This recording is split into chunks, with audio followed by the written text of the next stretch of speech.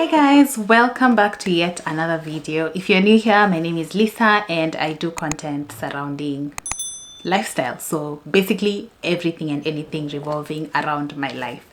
In my previous video I talked about how I was able to move abroad, and so I decided to kind of like go with that and talk about the whole process, because it's very different from the US visa, the UK visa kind of process. And so this is just to guide you in terms of, if you decide to come to Australia as a student, what do you need to know? What is the process? How long does it take? Is there anything that you should have before you even start applying and stuff like that? So this is kind of like a step-by-step process, and I hope it will guide you. As usual, I wrote them down because I couldn't remember all of them top of my head. So the first one obviously is, normally they ask for an English test. Depending on the course that you're coming for, you'll be asked for a different score. For me it was 6.5 IELTS or TOEFL. I don't know if I pronounced that right. I can't remember the score for that, but I went with IELTS. So some have 7.5, others have 8, it just depends. So that is the first thing you need to do. You need to take an English test. I know that is weird, especially because we speak English, but well, it's something that they ask for, and it's something that you will need to do before you even start the whole visa process. The second one, of course, is have a confirmation of enrollment from your school. Normally, you start by applying to the school, and then they send you the first letter telling you these are the requirements we need. For the first letter they send, they of course tell you you need to do an English test and get this score. You probably need to show proof or something. It just depends. Every school has whatever they want. Some will tell you like they don't need anything, so they'll send you a letter without anything. But then the final letter is now when you've enrolled in your course, in your units, you've paid the fees basically. So this is where now they'll send you a COE, it's called. So it's the confirmation of enrollment that you now use to apply for your student visa. Before, of course, they send that COE, that means you have paid for your fees and you have paid for your medical insurance. Normally, Australia requires you to pay for your medical insurance. So if you're here for 2 years, I'm here for 2 years, you pay for the 2 years. If you're here for 4 years, you pay for the 4 years. And different schools, of course, provide this, but if you choose, you can also choose to pay for it separately. For me, I didn't want all the stress because I didn't even know what insurance to go with, so I just paid it with my fees, and of course the school sent me the COE. Another thing you'll need is something we call, or they call, a personal statement. So it's called, I think, a statement of purpose or SOP, personal statement. They use different names, but it's basically you saying that you're coming to Australia to study and do nothing else, and after your studies you're gonna go back home. So even if you're not planning to go back home, you still have to write that you're planning to. And yeah, so normally, of course, you have to write, like for me, because I was employed, I had to say I'm employed, I hope to be employed by this and these companies and stuff like that, so that they are able to see that you actually have roots in Kenya or wherever country you're from.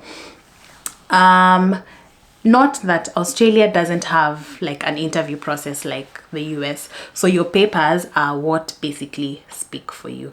So you have to be very detailed. You have to choose the right words if you are supposed to even stand a chance. I had an agent who helped me throughout the process, and I will put the website in the description below. You can reach out to them. They are very helpful throughout the process. So even when I wrote my statement of purpose, they guided me in regards to what to add and stuff like that, to make sure that at least it was making sense. The other thing, of course, is you'll need to create an EMI account. Basically, it's just an Australian immigration account. Your agent should be able to help you with that. If you don't have an agent, then just search Australian immigration account and it will pop up. This is where now you'll apply now for the visa. Remember, the visa you're applying for is of course a student visa. I do not know about any other visas, but yeah, student visa, which is subclass 500. And then this is where of course you'll upload your statement of purpose, you'll upload your passport, you'll upload the proof that you're going there temporarily, and then you'll also upload another thing which you will need, your bank statements. So this shows that you can actually survive in Australia, that you're not gonna come and then start depending on sijui who to pay for what and stuff like that. So it's basically you saying that yes, I have this money in my account and I can sustain myself. Normally your agent will tell you how much you need. For me at the time, we needed to show like that there was at least, is it 4 million Kenya shillings. So that varies, of course. At the moment I don't know how much you need to show, and it needs to be in your account for a few months if I'm not wrong. So you need to confirm these things with your agent. Remember, when I talked during my previous video, I told you like I'd tried applying a few years back and I didn't understand all these things. So because of my agent, I was able now to understand that, oh, you actually need proof, you actually need these things. Because yes, they were written, but they're not making any sense to me. So yeah, so this agent actually helped me throughout the process. So once you've uploaded these documents, of course, you'll need to pay the visa fee. At the time I was paying, I think it was either between 42 and 48 Kenya shillings, 48,000 Kenya shillings. And yes, this is non-refundable. So whether you get the visa or not, you have paid your 40 something Kenya shillings.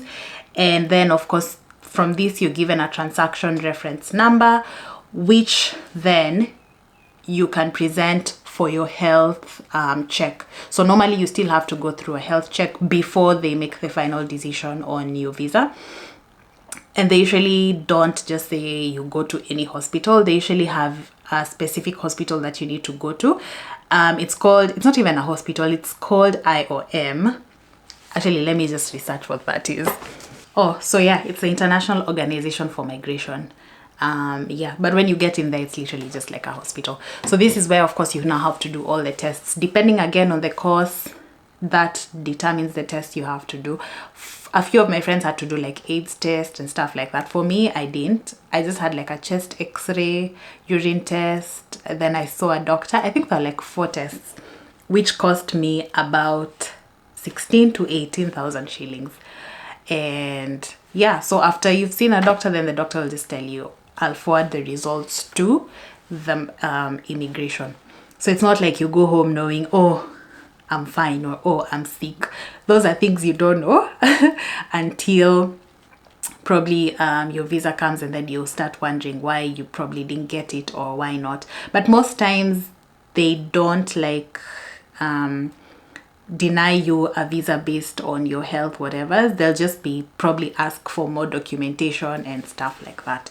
So of course that your health checkup needs to be completed before anything in terms of your visa is finalized. Then after that, the last thing is just for you to wait. So for me, I think I applied for a visa, then I had an appointment, I think 3 weeks later. So that took a while. And then after that, I think I waited for like another 3 or 4 weeks before I finally heard from them.